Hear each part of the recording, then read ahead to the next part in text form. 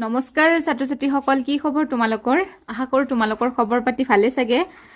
আজি মই ইয়াতে আলোচনা কৰিম তোমালোকৰ তৃতীয় শ্ৰেণীৰ প্ৰথম ভাগ আমাৰ চৌপাশৰ পৰিৱেশ। ঠিক আছে, আজি মই এই ভিডিঅ'টোৰ জৰিয়তে তোমালোকৰ পাঠ 1 আমাৰ পৰিয়াল এই চেপ্টাৰটিৰ এই অধ্যায়টিৰ মই গোটেইবিলাক প্ৰশ্ন উত্তৰ তোমালোকৰ বাবে মই কি ধুনীয়াকৈ মই লিখি লৈছোঁ। গতিকে তোমালোকে ভিডিঅ'টো শেষলৈকে চাবা। ঠিক আছে, আৰু তোমালোকে যদি মোৰ চেনেলত নতুনকৈ আহিছা মোৰ চেনেলটো ছাবস্ক্ৰাইব কৰি থ'ব। ঠিক আছে, গতিকে এতিয়া তোমালোকে ইউটিউবত E5W9U7 বুলি সাৰ্চ কৰিলেও এই চেপ্টাৰটো আহি যাব, আমাৰ পৰিয়াল। ওকে, গতিকে এতিয়া মই মানে পাঠটিৰ পঢ়াখিনি মই পঢ়ুৱাই নিদিওঁ, ডাইৰেক্ট আমি প্ৰশ্ন উত্তৰলৈ আহিছোঁ। ঠিক আছে, গতিকে ইয়াতে তোমালোকৰ মানে এইবিলাক যে দি থৈ দিছে মানে বাচন বৰ্তনৰ নাম, সেইখিনি অকণমান চাই ল'বা। বাচন বৰ্তন যেনে কাঁহী, বাতি, কেৰাহী, কলহ, বানকাঁহী, বানবাতি, ঘটি, কেটলি। ঠিক আছে, এইকেইটা তোমালোকে চাই ল'বা। ওকে, এতিয়া আহিছোঁ, ইয়াতে কৈছে যে মানে তলৰ ছবিবোৰ চাই নয়নাৰ সৈতে থকা পৰিয়ালৰ সকলো সদস্যৰ সম্পৰ্কবোৰ লিখিব দিছে। এইটো নয়নাৰ দেউতাক, এইটো আইতাক, এইটো ককা দেউতা, এইজনী বা পেহীয়েক, এইজনী ভনী, এইজনী খুৰী, তাৰপিছত এইটো খুৰা, এইটো ভাই, এইটো মাক। ঠিক আছে, সেইটো আৰু। গতিকে এতিয়া আহিল যে পৰিয়ালৰ লোকসকলৰ মাজত থকা সম্পৰ্কবোৰ জানি লওঁ আহা। মানে কি কৈছে, পৰিয়ালৰ সদস্যবোৰৰ মাজত কি কৰিব দিছে, সম্পৰ্কবোৰ আমাক লিখিব দিছে। ঠিক আছে, সেই সম্পৰ্কবোৰ এতিয়া আমাৰ কি হ'ব যে দেউতাৰ মাক, মই যদি কওঁ কি দেউতাৰ মাক হ'লে কি হ'ব, দেউতাৰ মাক আইতা, হয়নে নাই? দেউতাৰ মাক কি আইতা। মাৰ মাক হ'লে কি হ'ব, মাৰ মাক হ'লেও আইতাই হ'ব, হয়নে নাই? তাৰপিছত মাৰ দেউতাক হ'লে কি হ'ব, মাৰ দেউতাক হ'লে কি হ'ব, ককা দেউতা, নে নাই? ককা দেউতা। তাৰপিছত আৰু এইটো দিছে যে কি দেউতাৰ ভনীয়েকক কি বুলি কয়, পেহী। মাৰ ভনীয়েকক কি বুলি কয়, মাৰ ভনীয়েকক মাহী। ঠিক আছে, আৰু দেউতাৰ ভায়েকক কি বুলি কয়, খুৰা। মাৰ ভায়েকক কি বুলি কয়, মামা, হয়নে নাই? সেইটোৱে।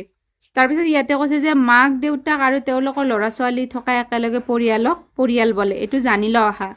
একেটা পৰিয়ালত ককা আইতাক, বৰদেউতাক, বৰমাক, খুৰা খুৰীয়েক, মাক দেউতাক আৰু তেওঁলোকৰ ল'ৰা ছোৱালী সকলোৱে বাস কৰিলে তেনে পৰিয়ালক যৌথ পৰিয়াল বুলি কোৱা হয়। গতিকে আমি ইয়াত ফাৰ্ষ্ট এইখিনি আলোচনা কৰিলোঁ। ইয়াতে আমি এতিয়া প্ৰশ্ন উত্তৰলৈ আহিছোঁ। প্ৰশ্ন উত্তৰত কৈছে যে অনুশীলনী, যে চমু উত্তৰ দিয়া পৰিয়াল কাক বোলে। মই তোমালোকৰ বাবে কি ধুনীয়াকৈ প্ৰশ্ন উত্তৰ লিখি লৈছোঁ। ইয়াতে কৈছে পৰিয়াল কাক বোলে, মাক দেউতাক, ল'ৰা ছোৱালী, ককা আইতা, বৰদেউতা বৰমা, খুৰা খুৰীক একেলগে পৰিয়াল বোলে।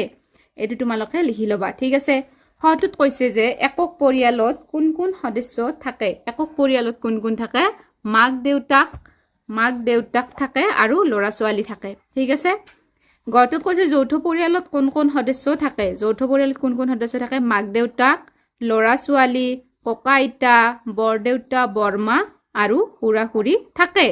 তাৰপিছত তিনিটোত কৈছে যে পৰিয়ালৰ তিনিটোত আমাক কি কৈছে, 3 নম্বৰত কৈছে যে 3 নম্বৰত বাৰু পিছত আহিম, এতিয়া আমি 2 নম্বৰ খালী ঠাইলৈ আহিছোঁ। কৈছে যে তলত দিয়া শব্দবোৰৰ খালী ঠাই পূৰ কৰা। পৰিয়াল সমাজৰ এটা কি প্ৰাথমিক গোট। ইয়াতে খালী ঠাইটোত আমি কি বুলি লিখিব লাগিব, প্ৰাথমিক বুলি লিখিব লাগিব, প্ৰাথমিক গোট। তাৰপিছত ইয়াতে কৈছে যে পৰিয়ালৰ সদস্যসকলৰ মাজত কি থাকিব লাগে, মিলা প্ৰীতি। পৰিয়ালৰ সদস্যসকলৰ মাজত কি থাকিব লাগে, মিলা প্ৰীতি থাকিব লাগে। পৰিয়ালৰ সদস্যসকলৰ ইজনে আনজনক কি কৰিব লাগে, সহায় কৰিব লাগে। ঠিক আছে, এইকেইটা খালী তোমালোকে লিখি ল'বা। এতিয়া তিনিটো আহিল যে পৰিয়ালৰ সদস্যসকলে এজনে আনজনৰ আদৰ যতন কেনেদৰে লয় লিখা। ইয়াতে দিয়া তিনিৰ উত্তৰটো মই লিখিছোঁ যে পৰিয়ালৰ সদস্যসকলে ইজনে আনজনক মৰম সন্মান কৰিব লাগে আৰু নোৱাৰা কামত সহায়ৰ হাত আগবঢ়াব লাগে।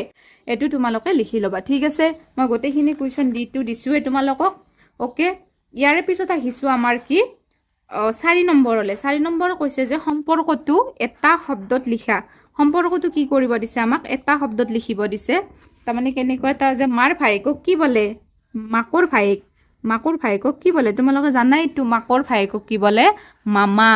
তাৰপিছত কৈছে যে দেউতাৰ ককায়েকক কি বোলে, বৰদেউতা। দেউতাৰ ককায়েকক কি বোলে, বৰদেউতা। তাৰপিছত খুৰাৰ ল'ৰাক কি বোলে, খুৰাৰ ল'ৰা কি হ'ব তোমাৰ ভাইটি, কি হ'ব, ভাই হ'ব।